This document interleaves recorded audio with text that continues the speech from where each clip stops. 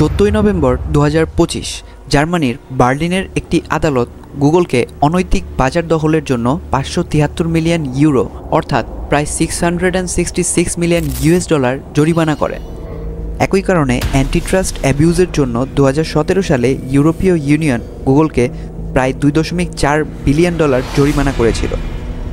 Today, the Commission has decided to fine Google €2.4 billion for breaching EU antitrust rules. কিন্তু এই antitrust abuse আসলে কি এবং গুগলের প্রতি এই অভিযোগের কারণটাই বা আসলে কি, চলুন ব্যাপারটা ডিটেইলে জেনে নেওয়া যাক। আপনারা সবাই হয়তো কখনো না কখনো কোনো প্রোডাক্ট কেনার জন্য গুগলের সার্চ ইঞ্জিন ব্যবহার করে থাকবেন। আপনি যখন গুগলের সার্চ ইঞ্জিনে কোনো প্রোডাক্ট কেনার জন্য সার্চ করবেন, তখন গুগল সেই প্রোডাক্ট রিলেটেড যত শপিং সার্ভিস রয়েছে সেগুলোর লিঙ্ক বা সেগুলোর ওয়েবসাইট আপনাকে শো করবে।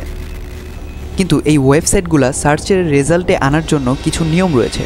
যেমন গুগল চাইলেই তাদের সার্চ ইঞ্জিনে যে কোনো কোম্পানির প্রোডাক্ট কিংবা যে কোনো কোম্পানিকে অথবা শপিং সার্ভিসকে প্রাধান্য দিতে পারবে না। আর গুগলের ওপর অভিযোগের কারণটা ঠিক এখানেই লুকিয়ে আছে।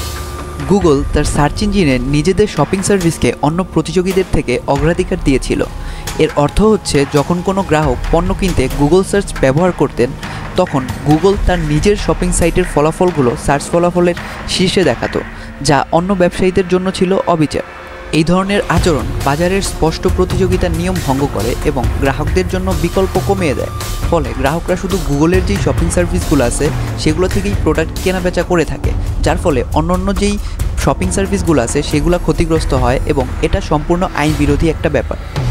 2017 সালে এই একই কারণে ইউরোপীয় ইউনিয়ন কমিশন গুগলকে প্রায় $2.4 বিলিয়ন জরিমানা করেছিল। এখানে বলে রাখা ভালো, ইউরোপীয় কমিশন হলো ইউরোপীয় ইউনিয়নের নির্বাহী প্রতিষ্ঠান, যারা বাজারের স্বাস্থ্যকর প্রতিযোগিতা নিশ্চিত করে এবং নতুন আইন প্রস্তাব করে। এছাড়া বাজারে কোনো নিয়ম মানা হচ্ছে কিনা সেটা দেখে এবং বাজারের প্রতিযোগিতার স্পষ্টতা রক্ষা করে। বাজারে গুগলের এই হস্তক্ষেপের জন্য গ্রাহকরা মূলত গুগলের সেবা থেকে একমাত্র তথ্য পেত আর অন্যান্য প্রতিযোগীদের সুযোগ কমে যেত। এই কাজ ছিল বাজারে অন্যায় সুবিধা নেওয়া এবং ইউরোপীয় ইউনিয়নের প্রতিযোগিতার নিয়মের স্পষ্ট লঙ্ঘন। ফলে গুগল যখন তাদের শপিং ফলাফলগুলোকে সার্চের শীর্ষে স্থাপন করত, তখন অন্যান্য প্রতিষ্ঠান যেমন আইডিয়ালো, প্রোডাক্টও এগুলোকে পিছনে ফেলে দিত। ফলে এই ধরনের কোম্পানিগুলো প্রতিযোগিতায় পিছনে পড়ে যায় এবং বিপুল পরিমাণ আর্থিক ক্ষতির সম্মুখীন হয়ে থাকে। বার্লিন আদালতের রায় অনুযায়ী গুগলের এই অনৈতিক বাজার দখলের জন্য 573 মিলিয়ন ইউরো ক্ষতিপূরণ আদেশ দেয়। এর মধ্যে 465 মিলিয়ন ইউরো ক্ষতিপূরণ হিসেবে জার্মান শপিং প্ল্যাটফর্ম আইডিয়ালোকে দেওয়া হবে এবং বাকি 107 মিলিয়ন ইউরো দেওয়া হবে তাদেরই প্রতিদ্বন্দ্বী প্রোডাক্টকে। এই অর্থ ক্ষতিপূরণ হিসাব করা হয়েছে গুগলের বেআইনি সুবিধার কারণে তারা যে আর্থিক ক্ষতি ভোগ করেছে তার ভিত্তিতে।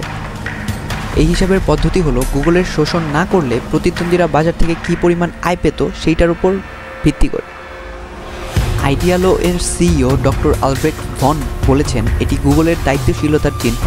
তবে এই ধরনের বাজার শোষণ বন্ধ করতে কঠোর পদক্ষেপ অব্যাহত থাকা জরুরি। এই রায় গুগলের বাজার দখল নিয়ন্ত্রণে ইউরোপীয় দলিল হিসেবে বিবেচিত হবে। গুগল এই ব্যাপারটি ভুল বলে আদালতের রায়ের বিরুদ্ধে আপিলের সিদ্ধান্ত নিয়েছে। তারা বলেছে 2017 সালের পর থেকে তাদের শপিং সার্ভিসের নিয়ম পরিবর্তন করা হয়েছে এবং বর্তমানে ইউরোপীয় কমিশনের তত্ত্বাবধানেই তারা কাজ করছে। আপনারা এই ব্যাপারটি কিভাবে দেখছেন অবশ্যই কমেন্টে জানাবেন এবং এই ভিডিওটির মাধ্যমে আমরা টেকনোলজি টক্স নামে একটি প্লেলিস্ট ক্রিয়েট করব, যেখানে প্রায় টেকনোলজি রিলেটেড সকল বিষয় নিয়ে আমরা কথা বলবো। ভিডিওটি ভালো লাগলে অবশ্যই সাবস্ক্রাইব করবেন।